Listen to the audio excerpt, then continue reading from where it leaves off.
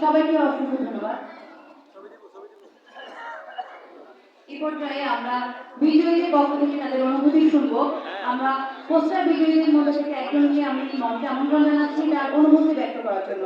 সম্মানিত ছোট ছোট বন্ধুরা, তোমাদের জন্য এই চমৎকার আয়োজন এবং এই আয়োজনের আজকে আমাদের প্রধান অতিথি তোমাদের সকলের উদ্দেশ্যে চমৎকার বক্তব্য দিবে। তার বক্তব্য পর্যন্ত আমরা সবাই নিজ নিজ আসনে আসন গ্রহণ করে অপেক্ষা করব। এই পর্যায়ে